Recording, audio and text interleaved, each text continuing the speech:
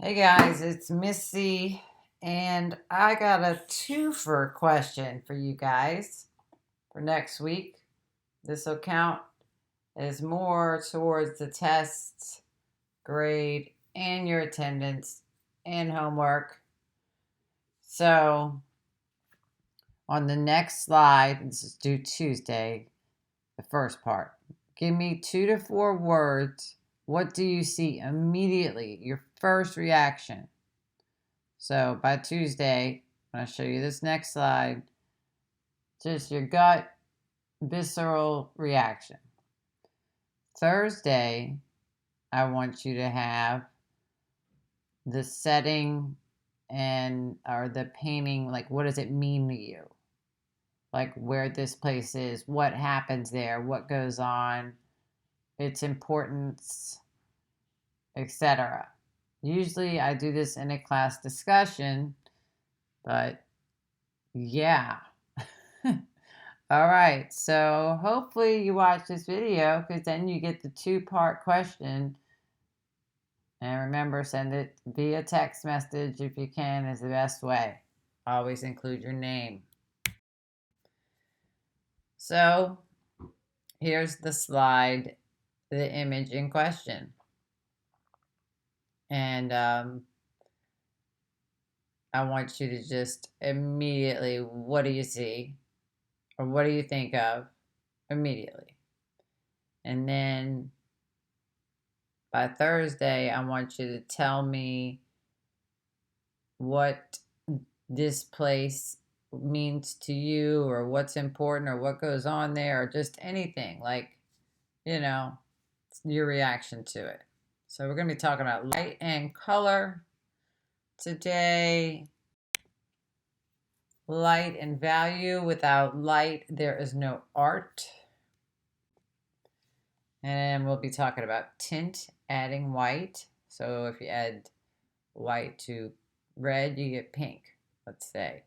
If you add black, which is shade, you get like, let's say burgundy or something, or maroon, like Loyola. Anyway, grayscale, hatching or parallel lines, we've already seen that. Cross hatching, the lines cross, they're perpendicular. Pointillism, art made with dots. Polychromatic, poly, multi, chromatic, color. So here, Dan Flavin actually uses light as his art. And so he uses different color fluorescent lights, and then they react differently. Like if you see a person, it changes the color and it, because of the different colors next to each other. This is actually an installation that was in Houston. That's my Chuck's. This is an old cell phone. But there's this whole building, and this is on both sides of it. So that's one of his installations. And we talked a little bit about atmospheric perspective. So with the train, you've got 1 point perspective. With the point de garde, you got 2, 3. Anyway, this is talking about like the Industrial Revolution, but by creating kind of that fog and that distance, increase the distance. All right, here's that creepy baby thing. This one's a little different than the other one. But if you look back behind everybody, towards the left-hand side, and you see past those trees, that little bit of blue haze that denotes distance, that's what we're talking about with atmospheric perspective. It's a really good example. Da Vinci pretty much invented it. So again, here we see it behind the Mona Lisa. And there's just all kind of reasons why this is famous and still talked about today. Chiaroscuro was a way to make a flat surface look round. So these are just all techniques that the artist uses to make a 2D surface look 3D. And Chiaro is light and Skiro is dark. So we can see here that it is used on her, her shoulder, her knees, her breast, her nose, her forehead, to make that rounded surface, make it look like rounded surface. This is one of my favorites. And yes, I have favorites. And I have some I don't like. Luckily, you can't see my face because you would know which ones I didn't like immediately. But this is an excellent example of chiaroscuro, as you see her forehead and just that little bit of light to denote her eyelid and her nose and her lips and her cheeks. And we perceive this as a round surface, a three-dimensional surface, but it's on as a drawing on a piece of paper. Use of light, we'll see this again, and shade and dark, and it can help, bring light to this. I don't remember why I have this in here, y'all. Excuse me. I have no idea. Don't worry about D, but pointillism is art made with dots. Hatching, they don't cross. Cross hatching, they cross. Here we see Mary Cassatt, who was mentored by Degas, and Degas was, I don't know, obsessed with women bathing and their hair and ballerinas. So, okay. But that's kind of like some of it hatching, some of it cross.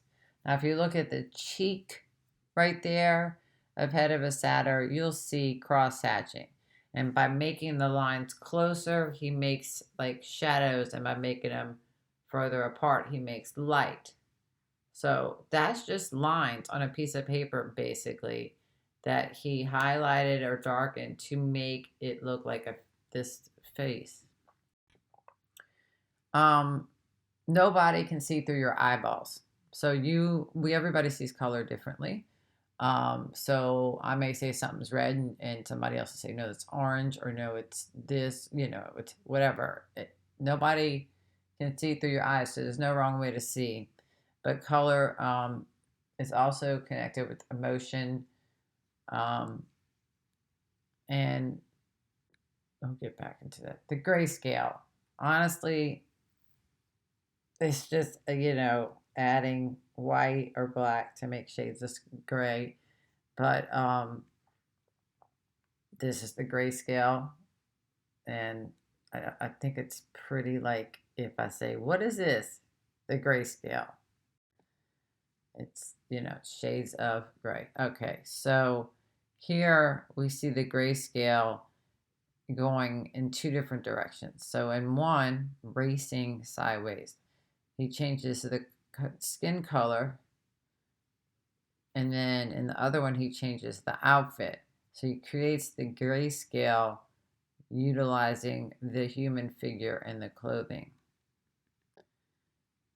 So by adding white or by adding black, you can get a range of values. So you can take one blue and add white, and you can get all, just keep adding and adding and adding until you get light blue or whatever.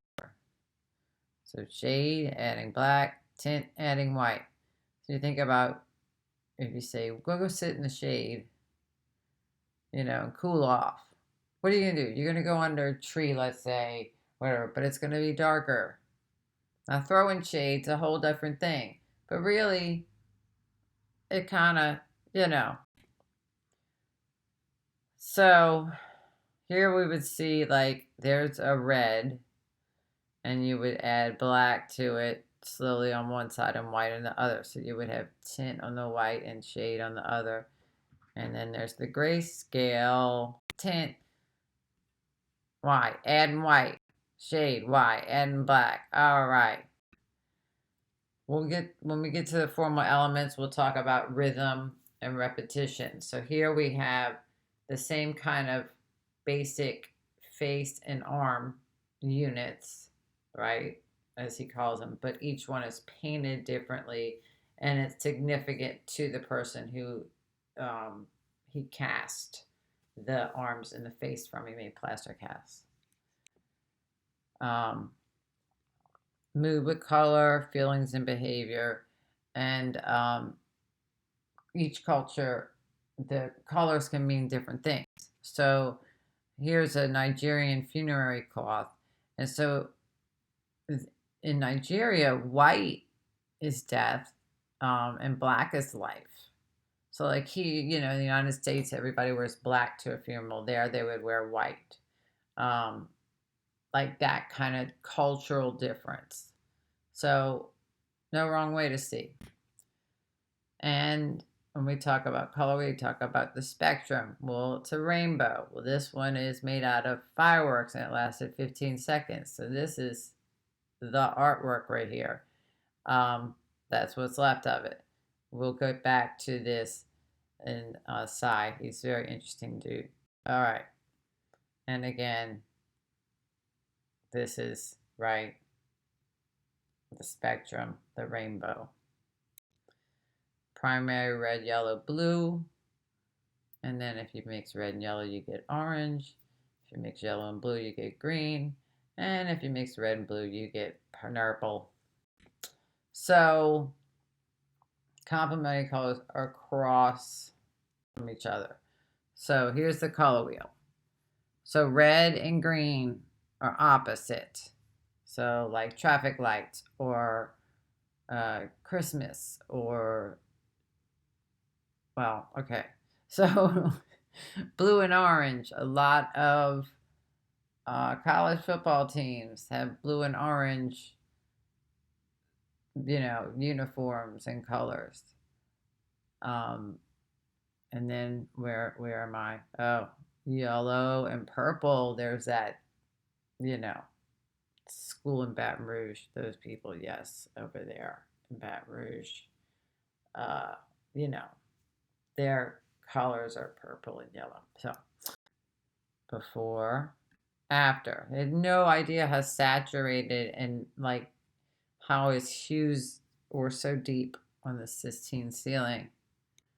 Here's a complementary color with that blue and orange. Here we go with the red and the green. So the green on the ceiling and the felt on the pool table and the bar, and then the red walls and the red tabletop and the kind of parts of the chairs and stuff. So this is like complementary color right here, creating tension within the work.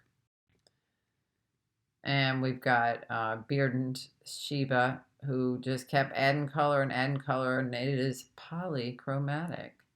Speaking of which, sometimes the way you put color, it gives us some where there is none, and some people see little gray squares where the white is, where it crosses. It's hard to do on a computer like this. All right. Now, stare at the circle in the middle, the little white hole. Just stare at it, stare at it, stare at it, stare at it. Don't stop looking at it. Just keep looking. Stare at it, stare at it. Don't look around. Just look at the white hole.